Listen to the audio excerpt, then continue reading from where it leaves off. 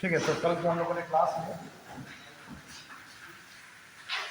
हम लोगों ने कॉन्स्टिट्यूशन पढ़ा था पॉलिटी, और इसको हम लोगों ने बात कर ली थी उसके निर्माण कॉन्स्टिट्यूशन है। इस कॉन्स्टिट्यूशन के निर्माण की हमने बात करी थी, मेकिंग ऑफ कॉन्स्टिट्यूशन के इसका निर्माण हुआ, कितने सीटें संविधान सभा में थी उसकी हम लोगों ने बात कर ली थी।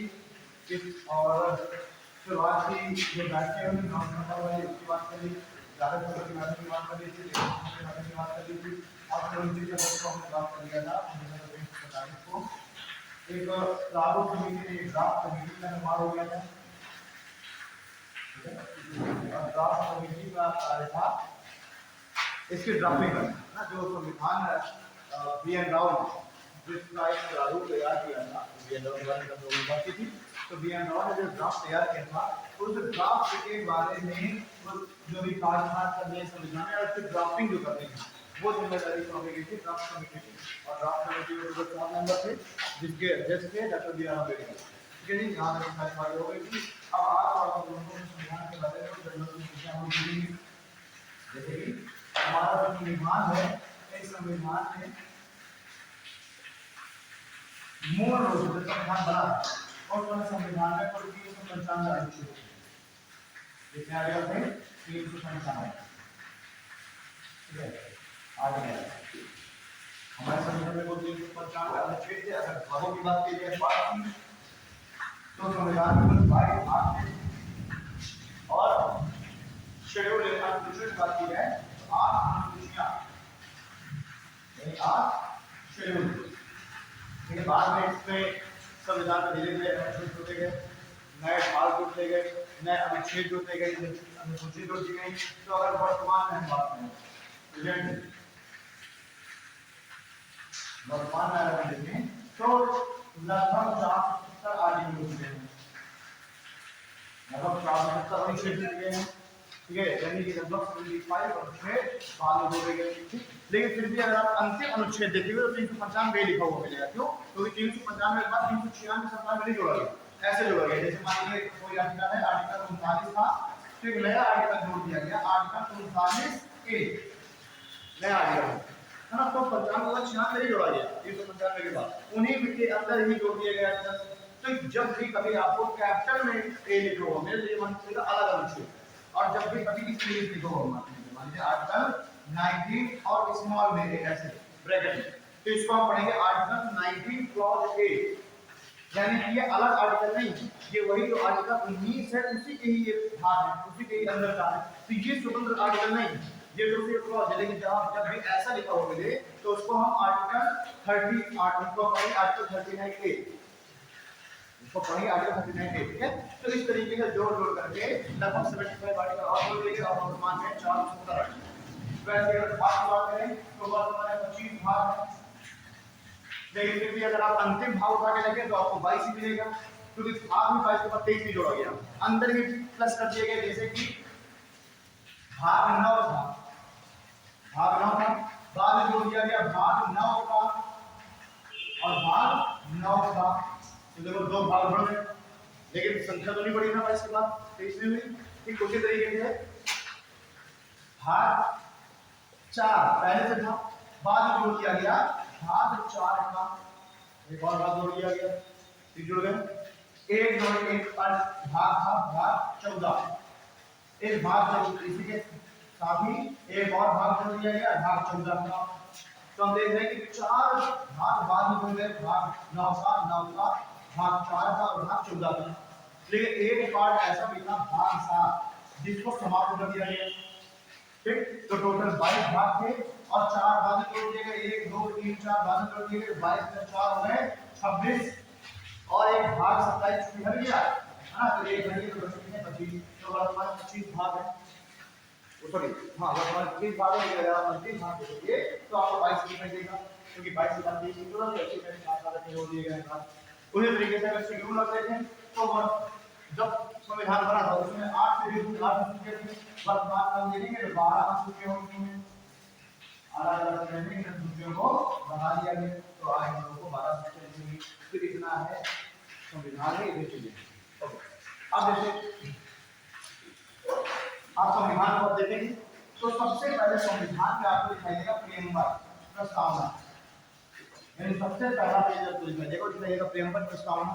यानी उसमें ये उसको देख करके आप अनुमान लगा लेंगे, जान जाएंगे कि संविधान के अंदर क्या क्या चीजें दी गई। जैसे मान लीजिए कोई बुक है, अब उस बुक में आपको जानना है कि क्या लिखो, तो उसका इंडेक्स पढ़ लीजिए, पहला वाला पेज, उसमें पता चल जाएगा कितने टॉपिक है, ठीक है, कौन कौन सा टॉपिक है, कौन सा टॉपिक किस जगह पर है। तो वही इसमें भी है। जब आप प्रियम्बल को आप देखते हैं जैसे, तो प्रियम्बल में आपको नहीं पता चलेगा कि इस संविधान में किस किस बारे में बात होगी, ठीक है, लोगों को न्याय दिलाने की बात होगी, स्वतंत्रता की बात होगी, समानता की बात होगी, ठीक है, जो भी बातें हैं, देश को अखंड बनाने की बात होगी, समृद्धता की बात होगी, स्वतंत्रता की बात होगी।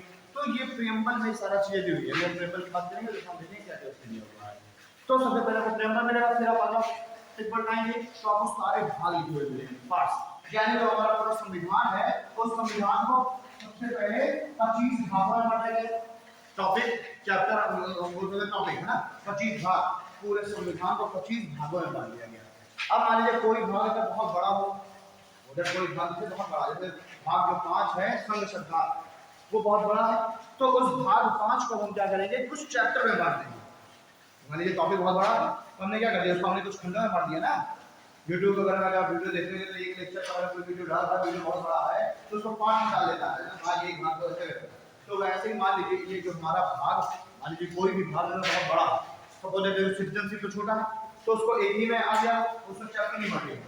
लेकिन जैसे भाग 5 जो है वो बहुत बड़ा है, अब भाग 5 बहुत बड़ा है तो उसको हम कुछ चैप्टर में बांट देते हैं। यानी कि जो भाग होते हैं, ये भाग बटे होते हैं कुछ चैप्टर में। क्या बोले, अध्याय। यानी सबसे पहले पूरे संविधान को कुछ भागों में बांटा गया, फिर जो भाग बड़े हैं उनको कुछ चैप्टर में बांटा गया, ठीक है। अब इन भागों के अंदर भाई किसी भाग में तो चैप्टर है, किसी में नहीं चैप्टर, सिर्फ भाग बने। अब जब उसको भी हमको और डिस्क्राइब करना है और उसको एक्सप्लेन करना है, तो फिर उसको हम कुछ अनुच्छेदों में बांटेंगे। तो भाग के अंदर क्या है, अनुच्छेद। अनुच्छेद ना हो और पूरा केवल कहानी जैसा पूरा सब लिखा हो तो ना हमको पढ़ने में मजा आएगी और कंफ्यूजन भी हो जाएगा। तो इसलिए उसको सिस्टमैटिक वे में उसको अरेंज करके लिखने के लिए, देखने में अच्छा लगे, पढ़ने में भी अच्छा लगे, ठीक है, आसानी हो।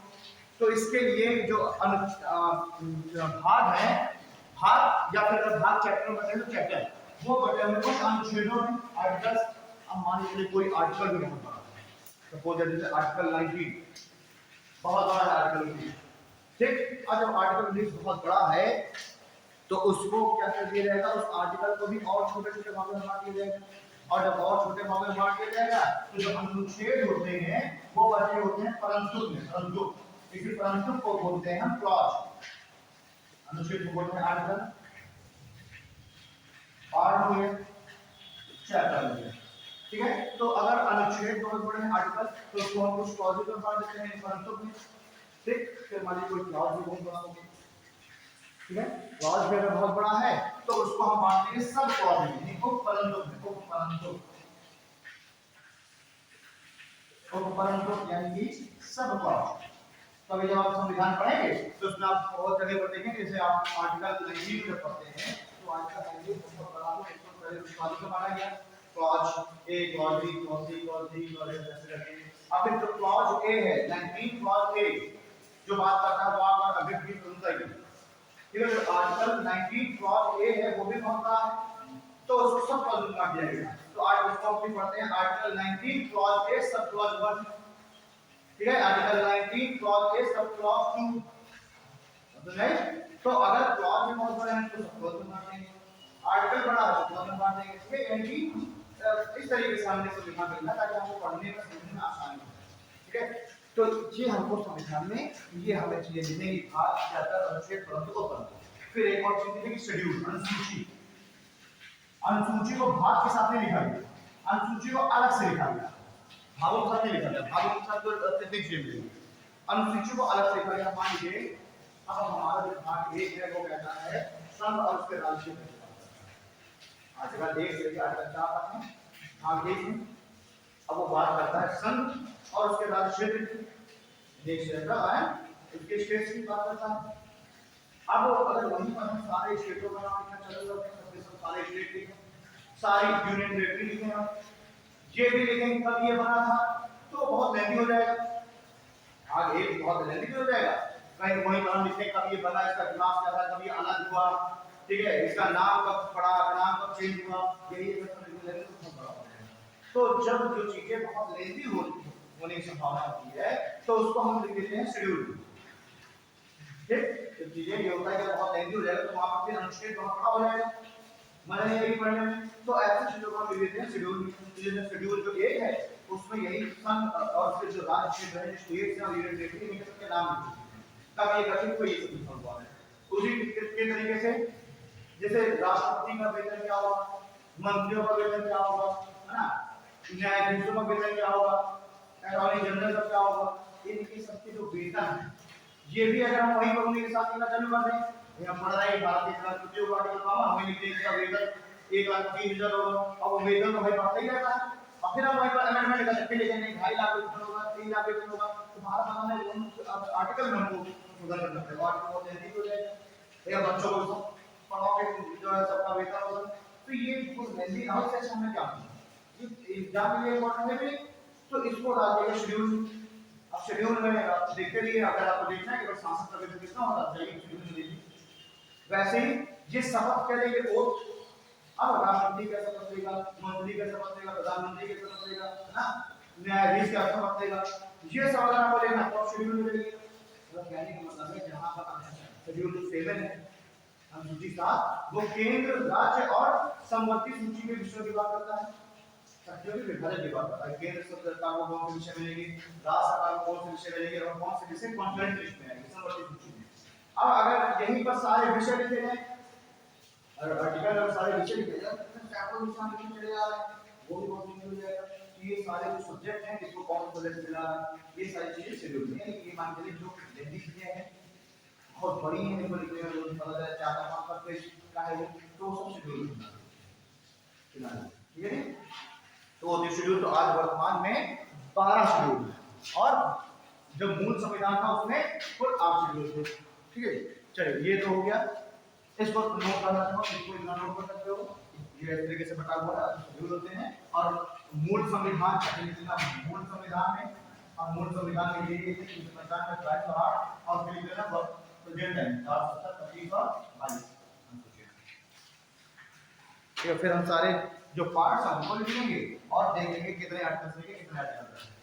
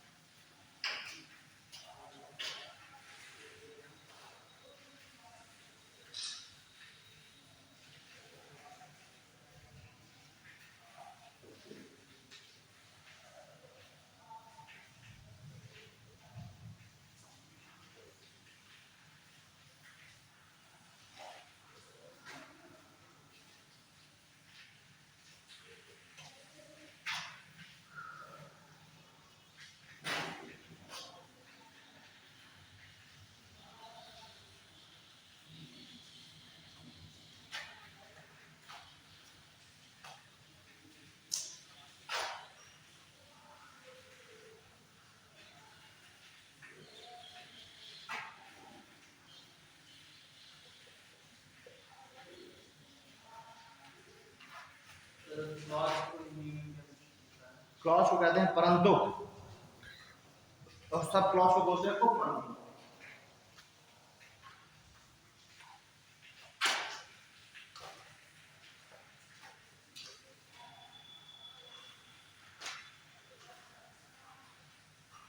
ठीक है, अब हम सारे भाग लिख लेते हैं और लिख देंगे उसके अंदर कितने आर्टिकल आएंगे और किसके लिए ये भाग, ठीक है, उसमें क्या सब्जेक्ट लिखा गया है। तो इससे जो भाग एक है वो भाग एक है संघ और उसके राज्य, आगे को कहेंगे संघ और उसके राज्य क्षेत्र, यानी केंद्र, उसमें लिखा हुआ है जो आर्टिकल 1 है 1 है ना, आर्टिकल 1 में लिखा हुआ है भारत राज्य, भारत राज्य होगा, ठीक है, राज्य भरे संघ, उसमें इतने राज्य होंगे, कितने यूनियन टेरिटरीज होंगी ना, इस तरीके से बात की गई है। तो जो आर्टिकल जो भाग 1 है वो संघ और उसके राज्य क्षेत्र से संबंधित है। ठीक है, अगर आपको मान लीजिए संविधान अगर देखना है कि कितने राज्य है वर्तमान भारत में या कितनी यूनियन टेरिटरी है, ये अगर आपको देखना है कब ये बने तो आप कहाँ जाएंगे, भाग 1 में। हाँ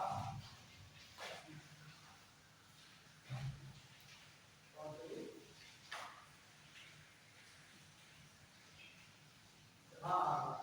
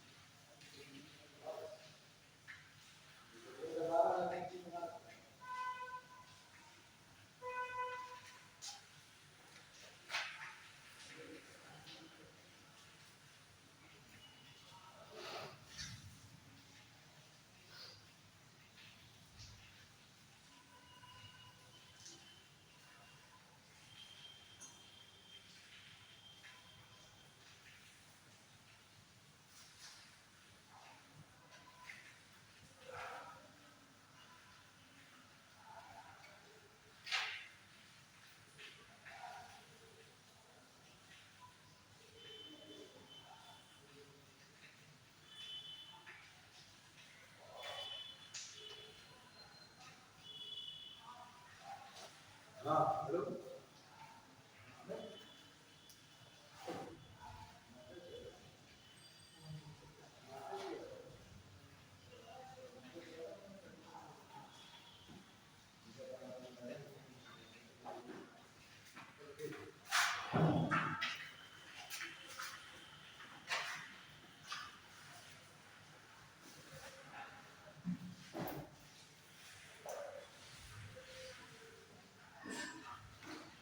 ठीक है, तो जो भाग 1 है, भाग 1 में संघ और उसके राज्य की बात करते हैं। अगर आपको राज्यों के बारे में देखना है सब तो आप पहुंच जाएंगे सीधे भाग 1 में, मतलब ये पूरा संविधान पढ़ने की जरूरत नहीं पड़ेगी। और किस आर्टिकल से किस आर्टिकल है, तो आर्टिकल 1 से लेकर के और आर्टिकल 4, ठीक है, आर्टिकल 1 से लेकर के आर्टिकल 4। फिर दूसरा, फिर भाग 2 ये हो गया भाग 1, फिर दूसरा भाग 2 वो बात करता है नागरिकता सिटीजनशिप। जितने चलो सुनो नहीं जिनको भैया ज्यादा होना है, ये डायरेक्ट एक आठ क्वेश्चन ऐसे फंस जाते हैं सीधे, ठीक, एक आठ क्वेश्चन डायरेक्ट फंस जाते हैं। दूसरा भाग 2, भाग 2 को कहते हैं नागरिकता, यानी अगर आपको नागरिकता से संबंधित सिटीजनशिप से संबंधित अगर आपको कुछ भी देखना है तो आप भाग 2 में कुछ भी देख सकते हैं। ठीक है, भाग 2 है नागरिकता और इसका आर्टिकल है आर्टिकल 5 से लेकर के आर्टिकल 11, आर्टिकल 5 से आर्टिकल 11, ठीक है।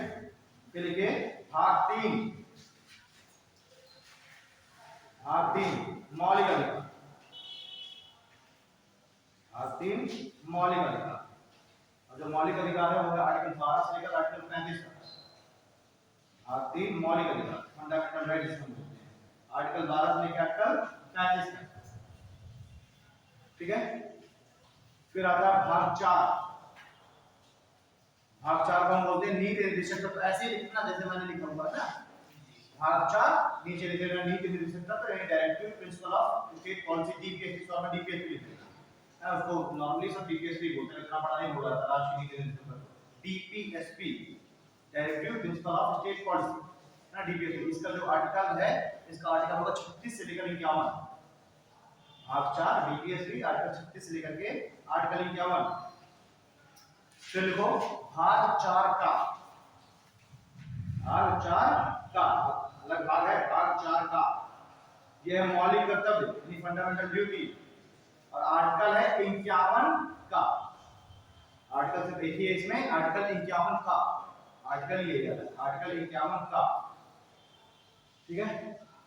फिर अगला है भाग 5, भाग 5 संघ सरकार,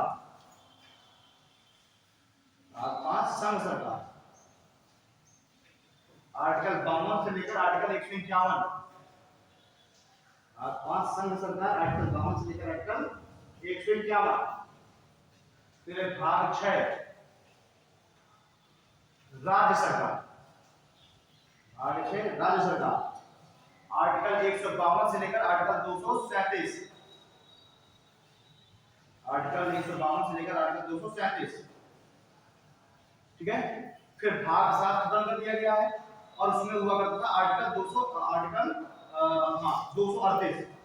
अरे इधर पर हो गया 152 से लेकर के और 37 तक, 152 से लेकर 237 तक हो गया।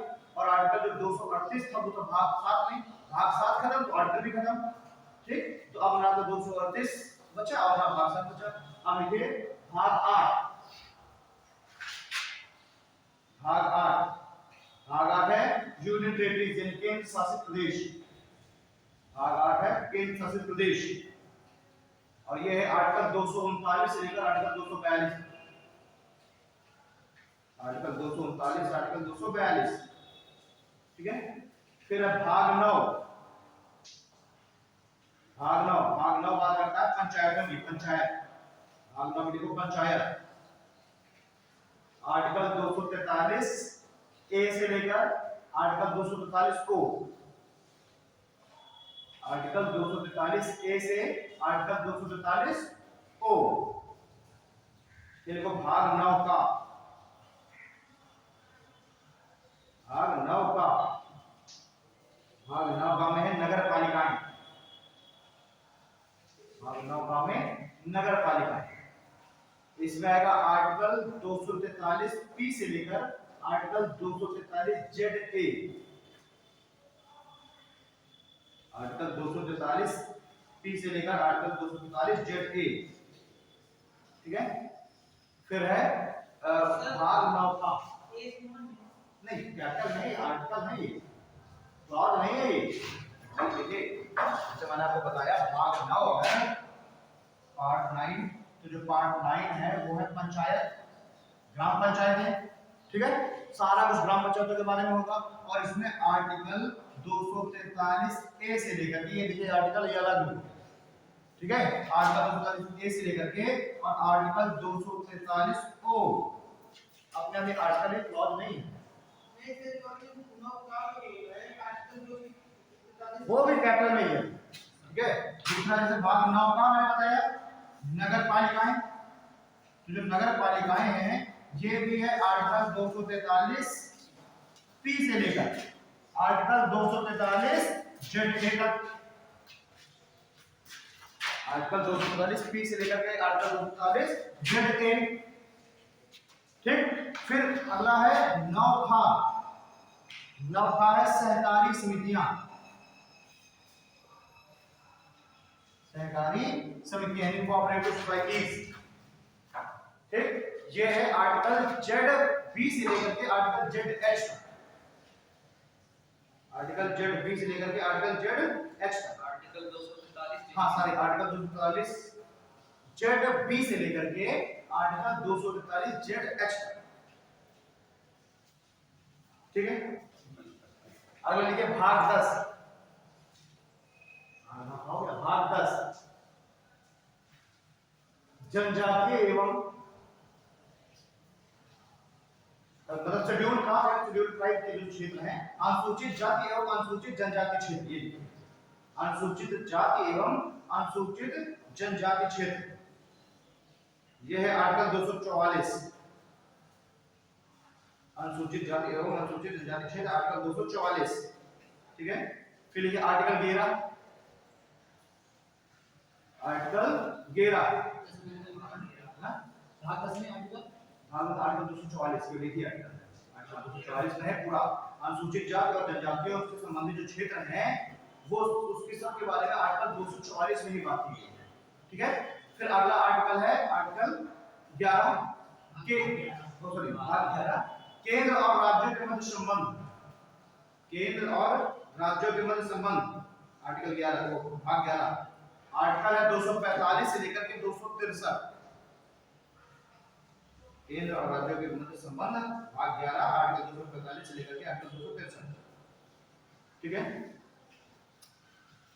फिर आपका भाग 12,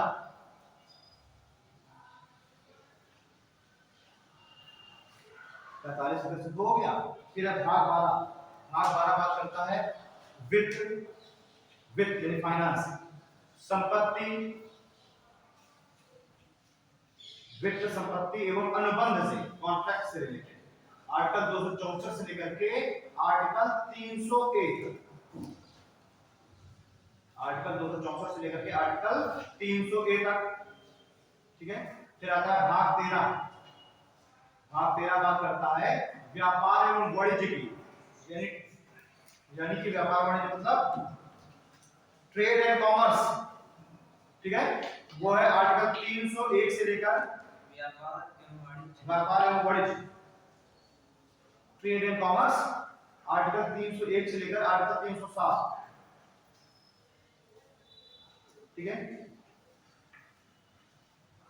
फिर आता है भाग 14। भाग 14 में है केंद्र और राज्यों के अंतर्गत सेवाएं। ये जितनी अभी सरकारी नौकरियां देख रहे हैं केंद्र के अंतर्गत, राज्य के अंतर्गत, वो सब है भाग 14 में। भाग 14 केंद्र और राज्यों के अंतर्गत सेवाएं, केंद्र और राज्यों के अंतर्गत सेवाएं, भाग 14। आर्टिकल है 308 से लेकर के 323, आर्टिकल 308 से लेकर 323, इसी के अंतर्गत आएगा यूपीएससी भी। आर्टिकल 315 में जो यूपीएससी है वो इसी के अंतर्गत आएगा, भाग 14 के अंतर्गत। देखिए 308 से लेकर 323 तक है ना, तो आर्टिकल 315 में यूपीएससी आएगा इसी के अंतर्गत, ठीक है। आगे देखिए भाग 14 का, भाग 14 का ये बात बता ट्रिब्यूनल्स की। ट्रिब्यूनल कहते हैं अधिकरण, कोर्ट जैसी संस्थाएं बनाई जाती हैं, कोर्ट नहीं होते बट कोर्ट जैसी संस्थाएं होती है, कोई ना कोई रिटायर्ड जज बना दिया जाता है। ये मोस्टली होते हैं जैसे मान लीजिए दो नदियों, मतलब किसी नदी को लेकर के दो राज्यों के बीच में कोई झगड़ा चल रहा है, फिर ट्रिब्यूनल बना दिया जाएगा। ये ट्रिब्यूनल एक तरीके से क्या करेगा, समझौता करेगा, सुनवाई करेगा दोनों पक्षों की, फिर कोई बीच का रास्ता निकालेगा। इस ट्रिब्यूनल को सजा देने का अधिकार नहीं, कह देगा इसको 10 साल की सजा दे दो, 8 साल की सजा दे दो, नहीं। ट्रिब्यूनल क्या करेगा, समझौते करेगा, ठीक, आपसी समझौते होगा। तो ट्रिब्यूनल कहते हैं अधिकरण। तो ये जो अधिकरण है ट्रिब्यूनल से, ये भाग 14 का में अलग भाग जोड़ा गया था, और आर्टिकल है 323 ए और 323 बी, दो आर्टिकल है 323 ए और 323 बी, ठीक है। अगला है भाग 15। भाग 15 में चुनाव, इलेक्शन, चुनाव से संबंधित सब कुछ है भाग 15 में होगा, ठीक है। चुनाव कैसे चुनाव होगा, एमएलए का कैसे होगा, एमपी का, ये जो है भाग 15 में, ठीक है। ये है आर्टिकल 324 से लेकर के आर्टिकल 329 ए तक, हाँ, आर्टिकल 324 से लेकर के आर्टिकल 329 ए तक, ठीक है।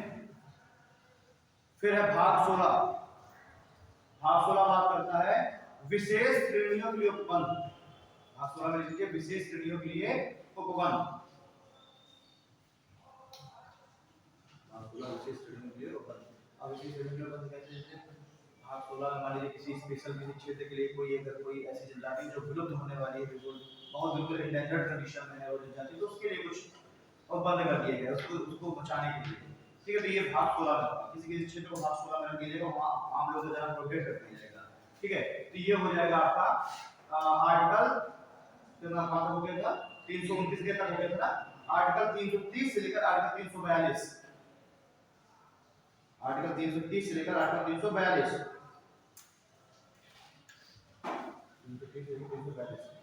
अब आएगा भाग 17। भाग 17 बात करेगा ऑफिशियल लैंग्वेज की, आधिकारिक भाषाओं की। भाग 17 में है आधिकारिक भाषाएं, ऑफिशियल लैंग्वेज, ठीक है। ये है आर्टिकल 343 से लेकर आर्टिकल 351 तक, ऑफिशियल लैंग्वेज 343 से लेकर 351 तक, ठीक है। फिर आएगा भाग 18। भाग 18 है आपातकाल, इमरजेंसी, ठीक है। सारी इमरजेंसी के बारे में सारी चीजें होंगी भाग 18 में, इमरजेंसी। आर्टिकल 352 से लेकर 307, आर्टिकल 352 से लेकर के 307।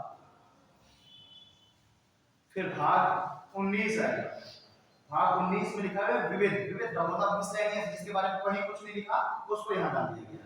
मान लीजिए कि सवाल के साथ साथ बहुत सारी चीजें होती हैं जो हमें समझ आ रही है, इसके बारे में वो बात करनी चाहिए, तो ये सब मिसलेनियस टॉपिक है। जैसे मान लीजिए साइबर क्राइम, जिस साइबर क्राइम के बारे में कोई कानून नहीं, ये नहीं है कि आर्टिकल 19 में डालना, क्या करना है, तो उसको कहाँ डाल दिया जाएगा? अब 19 में मतलब जो भी नई चीजें आई उस समय जो नहीं थी बाद में लगा कि इसके बारे में कुछ करना चाहिए, तो सब डाल दिया जाएगा भाग 19 में मिसलेनियस में, ठीक है। और आर्टिकल 361 से लेकर 367, 19 विविध, आर्टिकल 361 से लेकर के 367, 361 से हाँ 361 से लेकर 367 मिसलेनियस विविध। फिर आएगा भाग 20, भाग 20 है संविधान संशोधन, कॉन्स्टिट्यूशन अमेंडमेंट। भाग 20 संविधान संशोधन, आर्टिकल 368, ठीक है 368 हो गया। फिर आएगा भाग 21, भाग 21 में लिखा हुआ है संक्रमणकालीन, ठीक है, ट्रांजेक्शन। जैसे मान लीजिए जैसे इसको देखिए, जब हमारा संविधान बना तो बहुत सारे प्रावधान ऐसे थे कि कुछ समय के लिए बनाए गए। ये था कि इस समय के बाद जैसे ही मतलब हमारा संविधान लिखा जा रहा था तो उस समय ये था कि जैसे ही हम ब्रिटिश जो 1935 वाला अधिनियम है, शायद तो जब तक हमारा देश आजाद हुआ, देश आजाद होने से लेकर जब तक हमारा संविधान नहीं बना 15 अगस्त 1947 से लेकर 26 जनवरी 1950 तक हम लोग किस तरीके से हम हमारा शासन चलता, ये भी तो जरूरी बात है। संविधान तो 26 जनवरी 1950 को बना, तो इस दौरान ये आगे जब तक संविधान नहीं बन जाता है उस दौरान देश कैसे चलेगा, ये आगे जैसा 1935 का अधिनियम है वैसे चलाएगा।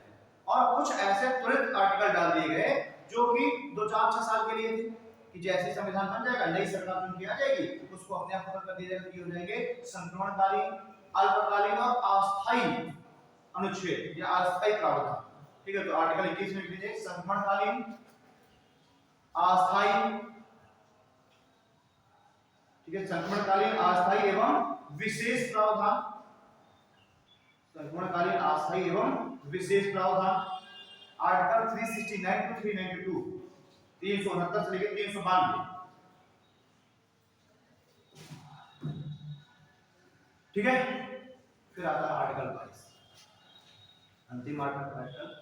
इसमें कहा गया है कि आर्टिकल 22 के अनुसार कि जितना भी टाइटल वगैरह है ना, शीर्षक वगैरह, वो सारे शीर्षक टाइटल के लोगों को भी जो दिए गए थे वो भी हटा दिए जाए, ठीक है।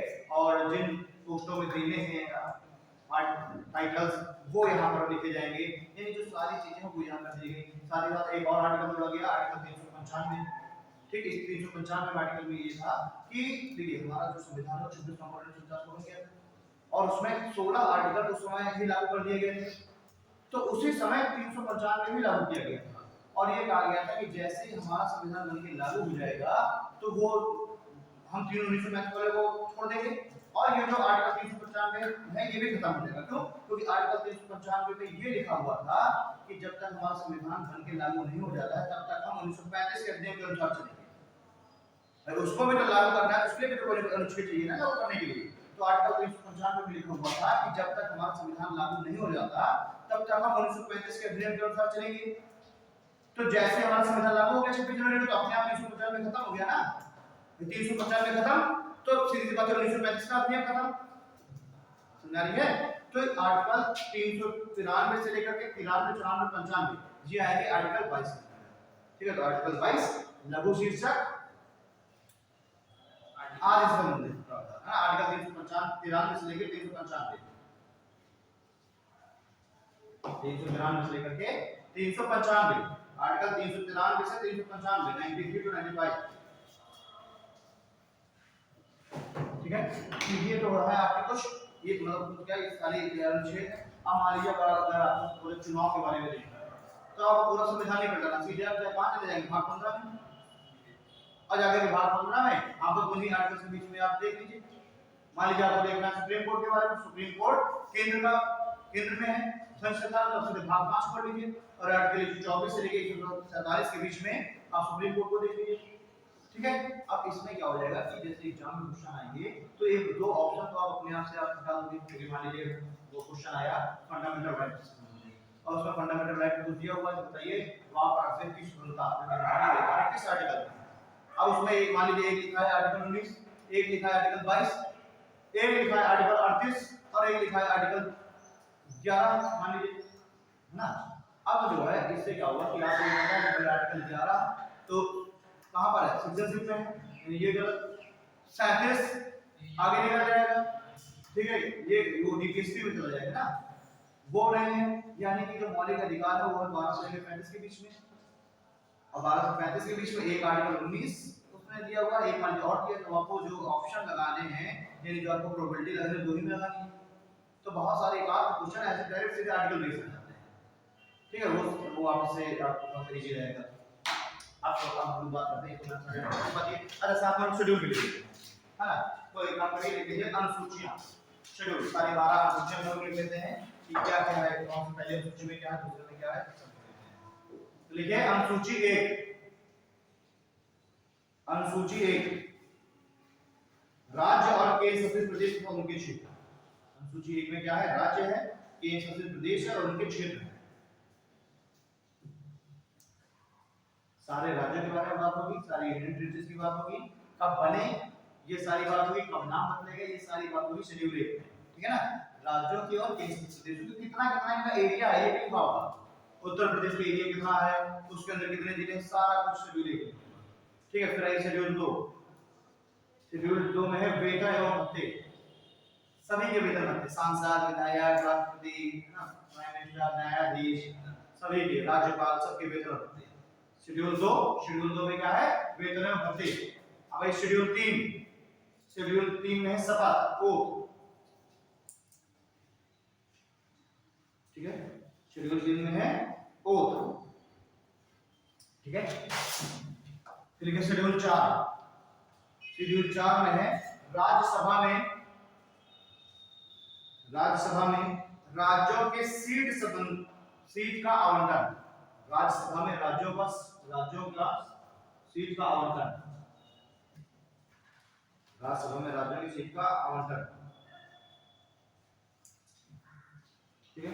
देखिए आप सभी जानते हैं जो राज्यसभा है वो राज्यों का प्रतिनिधित्व करती है और हर एक राज्य की कुछ निर्धारित सीटें हैं जो कि राज्यसभा में उसको मिली हुई है।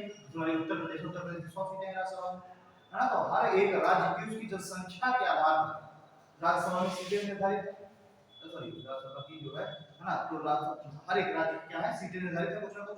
तो जैसे उत्तर प्रदेश, जैसे मध्य प्रदेश, उड़ीसा, हर एक राज्य की सीटें हैं राज्यसभा में कुछ ना कुछ, उसकी जनसंख्या के आधार पर, ठीक है। तो किस राज्य को कितनी सीटें मिली हैं, राजस्थान को कितनी मिली हैं, उत्तर प्रदेश को कितनी मिली, ये सब लिखा होगा शेड्यूल 4 में।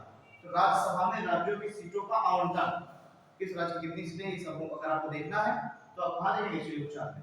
अब लिखिए शेड्यूल 5 में लिखिए एससी एसटी क्षेत्रों के प्रशासन और नियंत्रण संबंधी प्रावधान, एससी एसटी क्षेत्रों के प्रशासन और नियंत्रण संबंधी प्रावधान,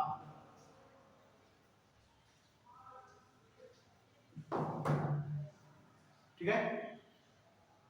एससी एसटी क्षेत्रों के प्रशासन और नियंत्रण संबंधी प्रावधान, तो कुछ ऐसे एसटी क्षेत्र हैं, एसटी के कुछ एरिया हैं जहां पर आम लोगों का जाना सरकार ने प्रोटेक्ट किया हुआ है, प्रतिबंधित किया हुआ है, ठीक है। दूसरी चीज, और शेड्यूल ट्राइब्स के लिए सरकार स्पेशल योजनाएं लेके आती है, ठीक है, वन योजना उसे कहते हैं, यानी जिस राज्य में ज्यादा जनजातियां होंगी और जिन जनजातियों को प्रमोट करना बढ़ाना है, तो उसकी शिक्षा पर खर्च करना है, स्वास्थ्य पर खर्च करना है, तो सरकार क्या करेगी, शेड्यूल 5 के अनुसार उनको एक्स्ट्रा फंड देगी, ठीक है ना। तो ये हो जाएगा शेड्यूल 5 में एससी एसटी के प्रशासन और नियंत्रण संबंधित प्रावधान। अब आइए शेड्यूल 6 काफी इंपॉर्टेंट है, ट्राई पूछ लिया था। देखिए शेड्यूल 6 में 4 राज्य शामिल किए गए हैं, असम, मेघालय, त्रिपुरा और मिजोरम। और शेड्यूल 6 के अनुसार इन 4 राज्यों को क्या बना दिया गया है, 4 राज्यों को, जैसे कि राज्य सरकार के पास पावर होती है ना अपने लिए खर्च करने का, और बाकी जिलों के पास तो ऐसी पावर होती नहीं कि डायरेक्ट उनको फंड दिया जाए। देखिए डिस्ट्रिक्ट के लिए जो जिले हैं उनके लिए पैसा राज्य सरकार ही उनको देती है, ठीक, ये मतलब ये सोवरेन बॉडी नहीं है, जिला सोवरेन बॉडी नहीं होती, लेकिन शेड्यूल 6 में जिस भी राज्य को डाल दिया जाएगा वो सोवरेन बॉडी बन जाएगी, यानी कि उसको जिले को भी अपने लिए फंड खर्च करने का अधिकार होगा, किस क्षेत्र में मुझे कितना खर्च करना है। मतलब जैसे राज्य के पास पावर होती है अपने लिए बजट बनाना, किस क्षेत्र में किस फंड मुझे खर्च करना है, ये सारी पावर उस राज्य के प्रत्येक जिले को मिल जाती है। सुनिए, तो भाग 6 में केवल 4 ही राज्य शामिल किए गए हैं, असम, मेघालय, त्रिपुरा और मिजोरम। अभी 5-6 महीने पहले लद्दाख भी में भी काफी वो हो रहा था, जनता के द्वारा मांग की जा रही थी कि हमको भी शेड्यूल 6 में डालो। तो अगर शेड्यूल 6 में डाल दिया जाएगा तो फिर उनको स्पेशल प्रोविजन मिल जाएगी, उनके लिए स्पेशल फंड मिलने लगेगा उनको, मतलब सरकार केवल उनको स्पेशल तरीके से ट्रीट करने लगेगी। ठीक है, और ये इन 4 राज्यों को इसलिए रखा गया है क्योंकि इन 4 राज्यों में ट्राइब्स बहुत हैं, ट्राइबल एरिया है चारों, असम, मेघालय, त्रिपुरा और मिजोरम, चारों ट्राइबल एरिया हैं। और चारों ही अगर हम देखें तो बड़े सेंसिटिव हैं, वहां जनजाति वो बहुत हैं, क्या कहते हैं नक्सलवादी वगैरह, ये सबसे बड़े सेंसिटिव एरिया हैं। तो इसलिए इन सबको शेड्यूल 6 में रख दिया गया है। तो लिखिए शेड्यूल 6 में, इसमें असम, मेघालय, त्रिपुरा एवं मिजोरम के ट्राइब्स के प्रशासन संबंधी विशेष प्रावधान। असम, मेघालय, त्रिपुरा, मिजोरम के ट्राइब्स में जनजातियों से संबंधित विशेष प्रावधान। ठीक है, फिर आइए भाग 7। भाग 7 में भाग 7 जो ना यहाँ पर 3 इसको लिस्ट में बांटा गया है, संसूची के विषय, सूची के विषय और कंकरेंट विषय। शेड्यूल 7 भाग 7 हो गया, शेड्यूल 7 अनुसूची 7। इसमें केंद्र और राज्यों के बीच शक्तियों के बंटवारे की बात की गई है। देख लीजिए शेड्यूल 7 में केंद्र तथा राज्यों के मध्य शक्तियों का बंटवारा, केंद्र तथा राज्यों के मध्य शक्तियों का बंटवारा, यानी केंद्र सरकार को कौन कौन से सब्जेक्ट पर कानून बनाने का अधिकार है। पुलिस राज्य का विषय है, केंद्र का विषय है। किसका विषय है पुलिस? केंद्र कौन बोला? Uttar Pradesh police, Madhya Pradesh police, Bihar police, तो जो पुलिस है वो राज्य का विषय है। लेकिन दिल्ली में जो पुलिस है वो किसका विषय है? केंद्र का। दिल्ली की जो पुलिस है वो केंद्र के अधीन आती है, इसलिए दिल्ली पुलिस को ज्यादा फैसिलिटी मिली होती है, ज्यादा पावरफुल होती है दिल्ली पुलिस, क्योंकि केंद्र की संस्था है। ठीक है, जैसे स्वास्थ्य किसका विषय है? हेल्थ, दोनों वो कॉन्करेंट लिस्ट में आएगा। केंद्र का भी विषय है, राज्य का विषय। स्टेट्स भी बहुत सारी यूनिवर्सिटीज बनाती है और केंद्र भी, स्टेट जो है वो बहुत सारे हॉस्पिटल बनाएगी। जैसे एम्स को देखो, एम्स क्या एम्स बनाती है केंद्र, अपना डिस्ट्रिक्ट हॉस्पिटल है ये, इसको किसने बनाया? राज्य सरकार। ये राज्य के अधीन है, ये जो मेडिकल यूनिवर्सिटी है राज्य के अधीन है, लेकिन अगर जो एम्स होंगे वो केंद्र के अधीन आते हैं। ठीक है ना, तो जो स्वास्थ्य है, हेल्थ है, ये केंद्र भी इसमें कानून बना सकती है और राज्य भी कानून बना सकती है। लेकिन अगर केंद्र भी कानून बना दे उसी विषय पर, राज्य भी कानून बना दे उसी विषय पर, तो केंद्र का कानून माना जाएगा नहीं। ठीक है, तो ये जो है इसमें केंद्र और राज्य दोनों, तो ऐसे ही विषयों का बंटवारा कर दिया गया है। जैसे सफाई, ये किसका विषय है? राज्य का विषय है सफाई। अब डिफेंस, सेना, किसका विषय है? राज्य का विषय है। केंद्र का विषय है सेना, तो भाई राज्य की थोड़ा आर्मी होती है। ठीक है, रेलवे केंद्र का विषय है, राज्य ट्रेन चलाती है क्या? नहीं ना, केंद्र का विषय है। तो ऐसे विषयों का बंटवारा किया गया और आपको ये देखना है कि किसको, केंद्र को कौन कौन से विषय पर कानून बनाने का अधिकार मिला है, राज्य को किस पर कानून मिला है, अधिकार मिला है, और ऐसे कौन से विषय हैं जिन पर दोनों कानून बना सकते हैं।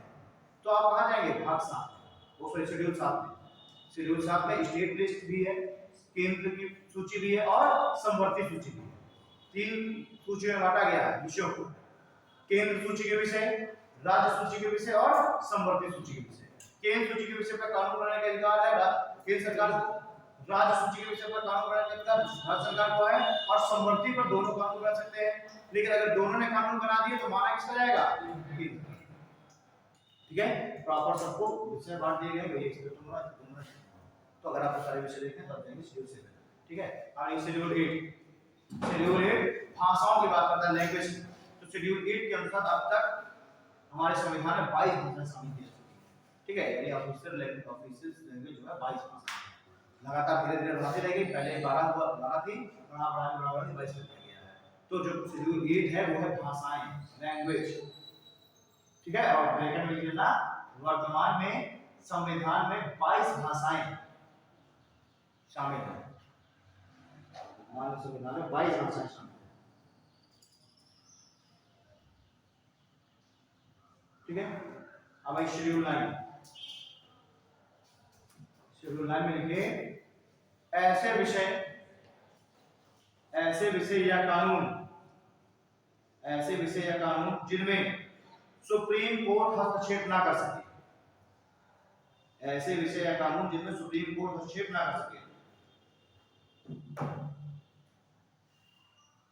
ठीक है, अब ब्रैकेट में लिख लेना पहले संविधान संशोधन अधिनियम 1951 के द्वारा जोड़ा गया। फर्स्ट कॉन्स्टिट्यूशन अमेंडमेंट एक्ट 1951 के द्वारा जोड़ा गया। संशोधन अधिनियम 1951 के द्वारा जोड़ा गया। हमारे मूल संविधान में तो 8 अनुसूचियां थी ना, फिर 9वीं अनुसूची बाद जोड़ी गई। कब जोड़ी गई? 1951 में सबसे पहली बार संविधान में संशोधन किया गया था। अब तक संविधान में 104 संशोधन हो चुके हैं। सबसे लेटेस्ट संशोधन हुआ है 2020 में, जनवरी 2020 में। ठीक है, उसमें जो लोकसभा में 2 एंग्लो इंडियन थे वो हटा दिए गए। ठीक है, लोकसभा में शेड्यूल कास्ट शेड्यूल ट्राइब्स की सीटों का निर्धारण किया गया, तो वो था आर्टिकल वो संशोधन 104। तो अमेंडमेंट एक्ट फर्स्ट के द्वारा जो पहला संविधान संशोधन अधिनियम आया 1951, उसके द्वारा हमारे संविधान में पहली बार संशोधन हुआ। और ये शेड्यूल जो 9 है ये जोड़ दी गई। इसलिए आवश्यकता पड़ गई क्योंकि अब मान लीजिए अभी भी संविधान बना है, अब सरकार जो है बहुत सारी चीजों पर क्या होगा कि कुछ नए तरीके से भी कानून बनाने की सोची। ठीक, अब हर जगह हमारी सरकार ने कुछ कानून बनाया, अब वहां से पीछे से सुप्रीम कोर्ट ने टकरा दी कि नहीं, सुप्रीम कोर्ट का तो काम है ना संविधान की रक्षा करना, देखना कि कहीं सरकार संविधान के अगेंस्ट जाने तो कुछ काम कर रही। उसको ये मतलब नहीं सही है गलत है, संविधान में लिखा है तो बस वो चाहे गलत हो चाहे सही, वही मानना सुप्रीम कोर्ट, वही मानेगी सुप्रीम कोर्ट। तो अब सरकार बोलेगा कि ये तो हर चीज में ये दखलंदाजी करेगा सुप्रीम कोर्ट। सुप्रीम कोर्ट के पास तो पावर है भाई संविधान की जांच करने की और सरकार को मनमाना करने से रोकने की। तो सबसे पहले तो क्या किया गया, सुप्रीम कोर्ट की अधिकारों को कम कर दिया गया। क्योंकि भावनाओं बड़ा ये तो है कि कुछ ऐसे एक्ट और विषय ऐसे हुए जिनमें सुप्रीम कोर्ट हस्तक्षेप ना कर सके, तो सुप्रीम कोर्ट की पावर हटा दी गई ना। तो अब कुछ ऐसे विषय हैं जिन पर सुप्रीम कोर्ट हस्तक्षेप नहीं कर सकता। ठीक है, तो यहाँ पर पावर हटा दी गई। ये हुआ शेड्यूल 9 के द्वारा पहला अमेंडमेंट। अब लिखिए शेड्यूल 10 अनुसूची 10। अनुसूची 10 है दल बदल कानून, एंटी डिफेक्शन लॉ। दल बदल कानून, एंटी डिफेक्शन लॉ। ठीक है, इसको जोड़ा गया 52nd कॉन्स्टिट्यूशन अमेंडमेंट 1985 के द्वारा। 92वें संविधान संशोधन अधिनियम 52वें संविधान संशोधन अधिनियम 1985 के द्वारा। 52nd कॉन्स्टिट्यूशन अमेंडमेंट 1985 के द्वारा।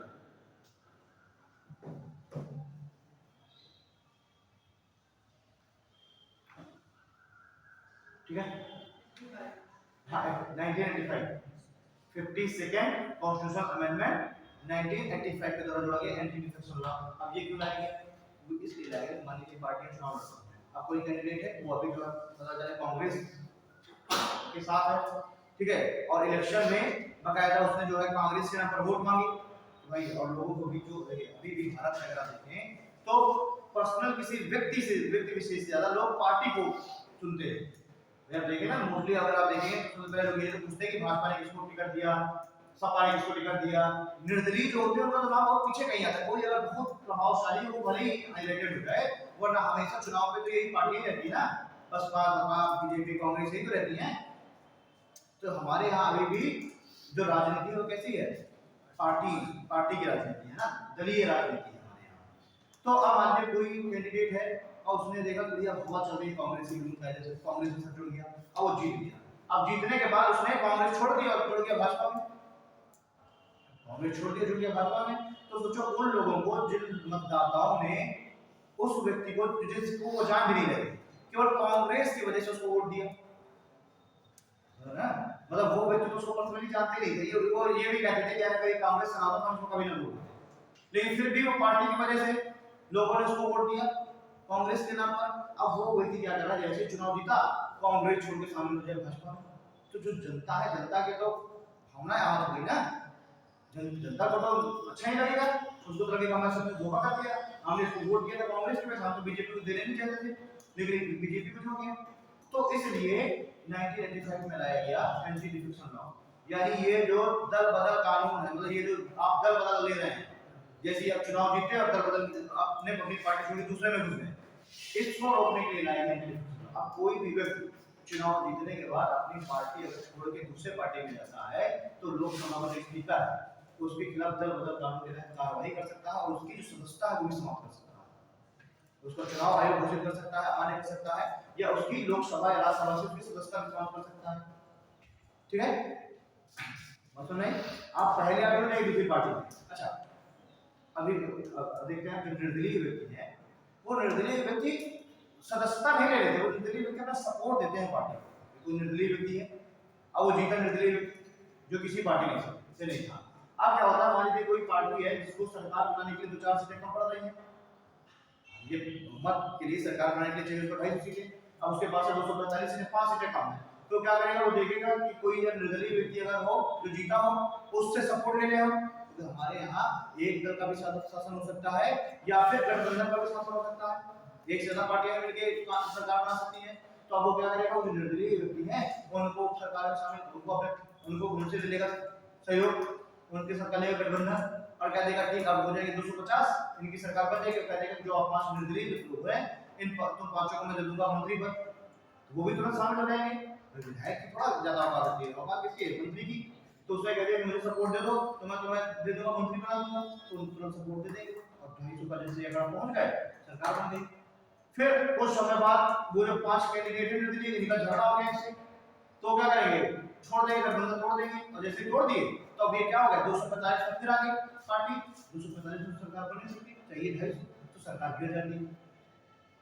ठीक, फिर मौका मिलेगा दूसरी पार्टी को, दूसरी पार्टी के सपोर्ट है 330 सीट, 230 सीट, इसको चाहिए 20 और सीट चाहिए सरकार बनाने के लिए, तो क्या करेगा, इन निर्दलीय को भी शामिल करेगा और कोई वाली छोटी पार्टी सपोज बसपा है, अब 10 सीटें बसपा पा गई तो बसपा को कह देगा बहन जी आप भी सपोर्ट कर दीजिए, हमें गठबंधन कर लीजिए, 2-3-4 लोग मिलकर गठबंधन कर लेंगे और मिल करके 250 सीट पहुंचा देंगे, सरकार बना लेंगे और कह देगा एक साल हम रहेंगे प्रधान मुख्यमंत्री, एक साल तुम रहना, एक साल तुम रहना, इस तरीके से हो जाएगा।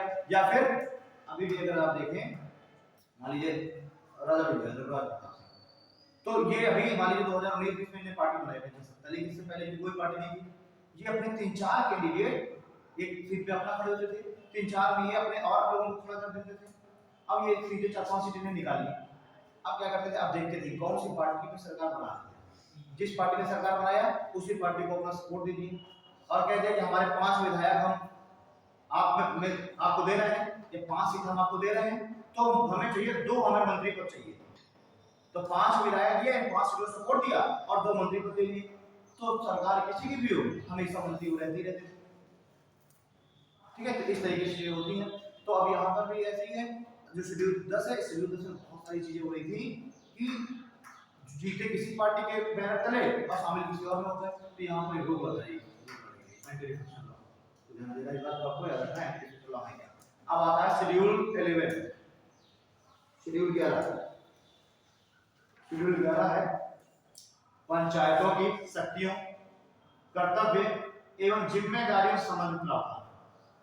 पंचायतों की शक्ति, कर्तव्य एवं जिम्मेदारियां संबंधित नियम, 29 नियम, 29 ऐसे कार्य हैं जो ग्राम पंचायत में होते हैं ना, तो 29 नियम बनाए गए हैं ग्राम पंचायतों के लिए। हाँ, ग्राम पंचायतों की शक्तियों, उनके कार्य तथा जिम्मेदारियां संबंधित नियम, ठीक है, 29 नियम, तो नगर पालिका के पंचायतों के अधीन 29 ऐसे सब्जेक्ट हैं जिन पर उस पंचायत को कानून बनाना होता है, जैसे कि कार्य करना होता है, जैसे हमने गांव में लाइट हो गई, चारागाह की व्यवस्था हो गई, है ना, सफाई की व्यवस्था हो गई, ये सारी जिम्मेदारी किसकी है, ग्राम पंचायत। तो ऐसे 29 कर्तव्य बताए गए हैं ग्राम पंचायत, ठीक है। और ये जो शेड्यूल है इसको जोड़ा गया है 73rd कॉन्स्टिट्यूशनल अमेंडमेंट 1992 के तहत। तो जो एक्ट है ये पास हो गया था 1992 में और 24 अप्रैल 1993 को इसको लागू कर दिया गया, इसीलिए 24 अप्रैल को हम पंचायत दिवस के रूप में मनाते हैं। ठीक है, तो इसमें लिख लीजिए इस शेड्यूल को, इस अनुसूची को, इस शेड्यूल को 73वें संविधान संशोधन अधिनियम, इस अनुसूची को 73वें संविधान संशोधन अधिनियम 1992 के द्वारा 1992 के द्वारा 24 अप्रैल 1993 में जोड़ा गया।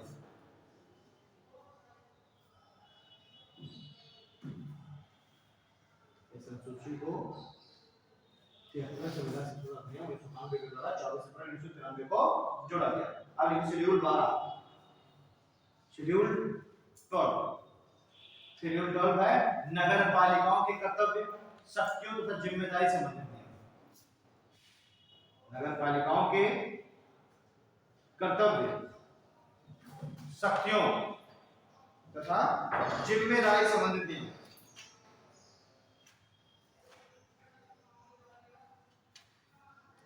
जिम्मेदारी संबंधित नियम, ठीक है। इसको भी जोड़ा गया है 74th कॉन्स्टिट्यूशन अमेंडमेंट 1992 में।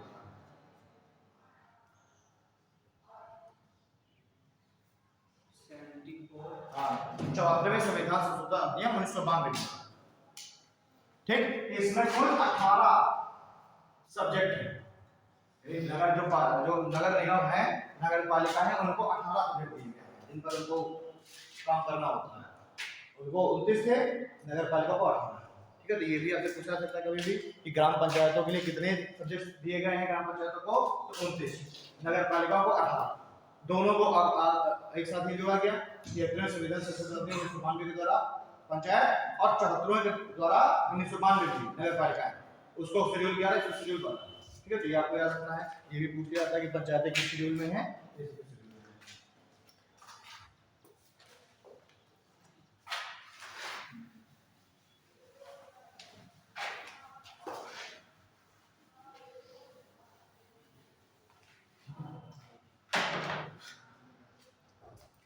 बात ये है समय होता है थोड़ा ज़्यादा क्लास में 25-30-35 क्लास में, तो सिस्टम से पूरा क्लियर सिस्टमैटिक वे में जल्दी चले। 40 में अंतिम क्लास है तो बता दो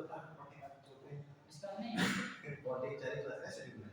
क्लास नंबर पर एग्जाम नया जब शेड्यूल आएगा, इसके बाद अप्रैल एग्जाम होगा। अब जो अप्रैल में जो एग्जाम होगा, अब उसके लिए नया शेड्यूल बन के आएगा। अभी तो आपकी क्लासेस स्टार्ट हुई ना, कब से स्टार्ट हुई? जून से। तो 2.5 महीने का शेड्यूल आया, तो 2.5 महीने में कितना चल जाएगा भाई? सब कुछ पढ़ाना है तो सबकी 4-5 क्लासेस, 4 क्लासेस पॉलिटी को मिली, 8 क्लासेस मिली हिस्ट्री को, ठीक है। इकोनॉमी को तो मिल रही है, ठीक है। साइंस को ऐसे ही, साइंस को हिस्ट्री को से 7-8 क्लासेस थी, 7 केमिस्ट्री, 8 फिजिक्स है, हां। तो फिजिक्स में लगा ऑलमोस्ट सारी क्लासेस होती हैं, 7 फिजिक्स की, हां फिजिक्स की सब हो गई। अच्छा अभी फिजिक्स का भी एक है, कल है। तो फिजिक्स को 8 क्लास मिली थी, केमिस्ट्री के साथ में बायोलॉजी को से मिली 4-5 तो बायोलॉजी तो शुरुआत हो गई थी, ठीक है। मैंने बस पढ़ा गए थे। हिस्ट्री को भी 7-8 क्लास मिली, 7 हो गई, एक और हिस्ट्री बची है। पॉलिटी को 4 क्लास, चौथी क्लास है। और हां मैथ्स को 40 क्लास मिली थी, 40, हां। तो मैथ में भाई पहला पेपर तो पहले पास करो तो दूसरा आता होगे। पहले पेपर में आपके 120 क्वेश्चन है, दूसरे में 150 क्वेश्चन है, तो क्वेश्चंस के हिसाब से क्लासिफाई की। वहां एक 40 मैथ की हो गई, और दूसरे में तो फिर दूसरा वाला जो एग्जाम होगा पार्ट है, उसमें तो इंग्लिश या साइंस सब। पहले किसका पेपर होगा? पहला मैथ का होगा। जब मैथ पास आउट करेगा, क्वालीफाई करेगा, तब आपको दूसरी कॉपी चेक होगी। आप पहला पेपर देंगे, दूसरा देंगे, इधर उधर हो जाएंगे। कॉपी पहले चेक होगी, पहली वाली मैथ, अगर वो आप क्वालीफाई करें तो आपकी दूसरी कॉपी चेक की जाएगी, वरना कॉपी चेक नहीं होगी। पहले इंग्लिश चेक होगा, हां तो बीच में गैप मिलेगा 2 घंटे का, पहले गैप मिलेगा तो पहले मैथ पेपर हो जाएगा, और फिर ये वाला होगा, जीएसटी वाला होगा 1 घंटे का, रहेगा मैथ इसका बीच में 2 घंटे गैप आएगा। तो मैथ में अगर आप क्वालीफाई मार्क्स होंगे तो फिर आप उसमें आपको क्वालीफाई करना है, 75 मार्क्स उसमें कम से कम लाने ही लाने हैं। अगर 75 मार्क्स से कम आए तो कॉपी चेक नहीं होगी, ठीक है। तो वो अगर आप क्वालीफाई तो आपको जीएसटी वाला चेक होगा। और मैथ को 40 क्लास मिली थी, इंग्लिश को 20 क्लास है, तो इस महीने इंग्लिश की ज़्यादा नंबर क्लास ठीक है। अब इंग्लिश की 7-8 क्लास लगी हैं, तो 20 क्लास लगेंगे।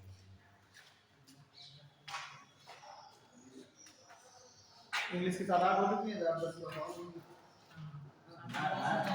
मैथ की इस महीने छुट्टी भी तो होता है, छुट्टी अभी 8-9 तारीख से छुट्टी स्टार्ट हुई, 16 तारीख को छुट्टी है। 8 से 16 एक दो बीच में एक एक दिन खुल रहा है। तो पहले इधर छुट्टी मुहर्रम की, फिर रक्षाबंधन की, फिर उधर आ जाएगी जन्माष्टमी की, 15 अगस्त की। तो अगला जो हफ्ता है वो ऑलमोस्ट छुट्टी में जाना है नेक्स्ट वीक। तो अब भाग और इस सूचियां देख लिए हो। आप देख लेते हैं, जब हमारा संविधान सभा ने जब संविधान बनाया तो उसने 22 कमेटियों का भी गठन किया। संविधान सभा ने 22 समितियां बनाई। ठीक, अब इन 22 कमेटियों में 22 समितियों में 8 कमेटियां ज्यादा महत्वपूर्ण है। इन्हीं 8 समितियों से यह क्वेश्चन पूछा जाएगा। ठीक, तो कुल संविधान सभा ने कितनी समितियां बनाई? 22।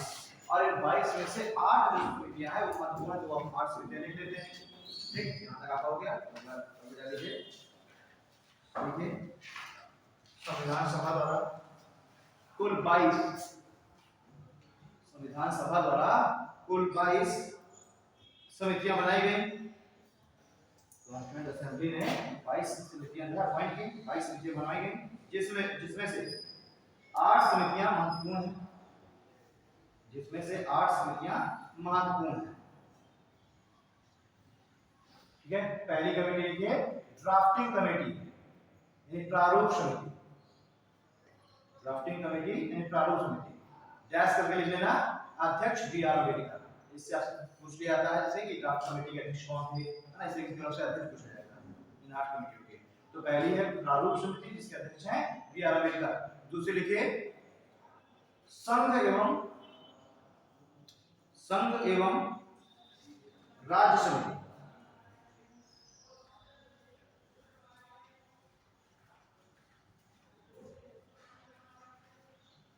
ठीक है, जवाहरलाल नेहरू। ठीक है, एक कमेटी लिखिए संघ शक्ति समिति, नाम है इस कमेटी का, संघ शक्ति समिति, अध्यक्ष जवाहरलाल नेहरू। संघ शक्ति समिति जवाहरलाल नेहरू।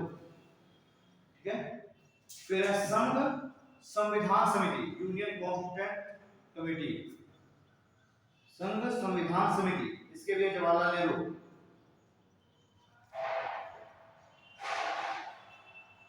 ठीक है, देखिए नंबर साथ लिख लेना 1 2 3 4।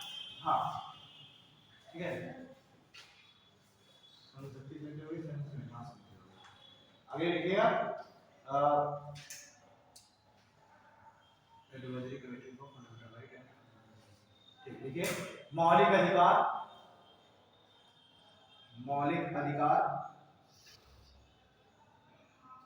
माइनॉरिटीज को हिंदी में क्या बोलते हैं?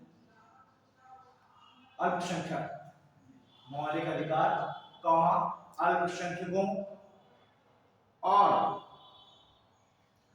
जनजातियों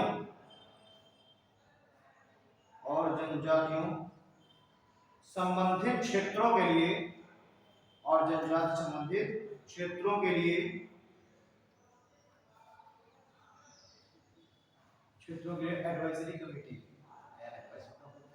सलाह। ठीक है, सलाह समिति, इसके अध्यक्ष हैं वल्लभ भाई पटेल।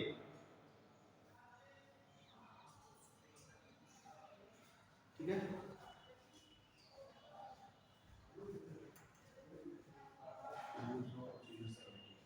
ठीक है, लिखिए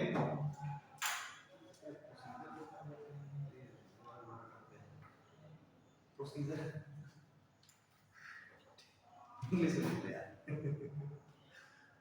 ये लिखिए, अच्छा लिखिए नियम एवं कानून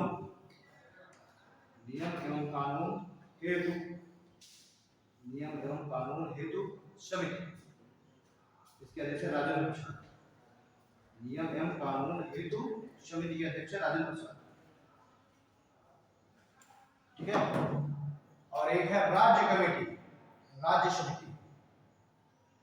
कमेटी, इसके भी जवाहरलाल नेहरू।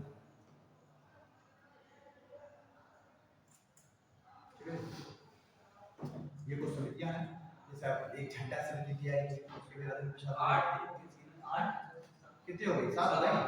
और एक स्टीयरिंग कमेटी है। स्टीयरिंग कमेटी मतलब डे बाय डे के चलाने की चीजें। स्टीयरिंग कमेटी लिख लो यार, ये नहीं समझ यार। ठीक है, स्टीयरिंग कमेटी। स्टीयरिंग कमेटी क्या है? Rajendra Prasad. Steering committee, steering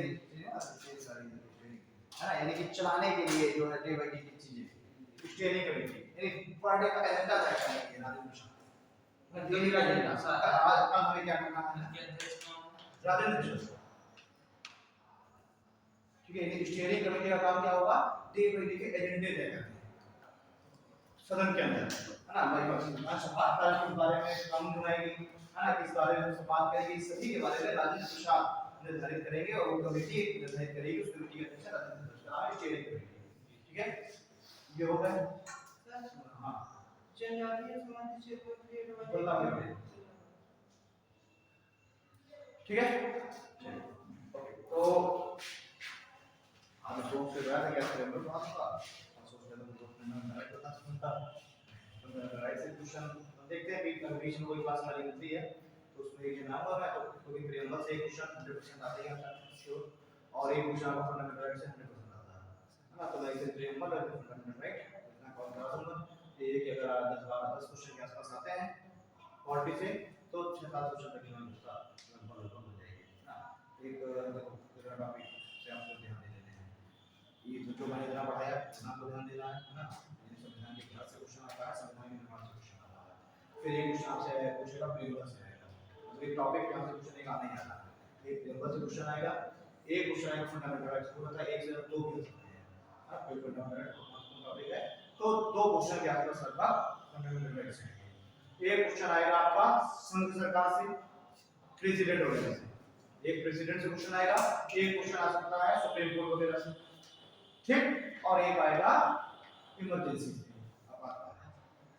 ठीक है, इतने ही जो टॉपिक हैं मतलब ये बिल्कुल से बिल्कुल आने ही आने से क्वेश्चन। और अगर मान लीजिए थोड़ा और अगर बढ़ गया क्वेश्चन तो फिर डीपीएसपी भी महत्वपूर्ण है। अच्छा, इनमें आपसे बहुत डिटेल में पूछा है, इससे आपसे केवल आर्टिकल पूछे जाता है ना, कि ये किस आर्टिकल में है या फिर राष्ट्रपति की शपथ किस आर्टिकल में है ना, सुप्रीम कोर्ट का जो गठन है वो किस आर्टिकल में है, ये उस तरीके से ना बोला थोड़ा सा पढ़ लेना बीच में, ठीक है।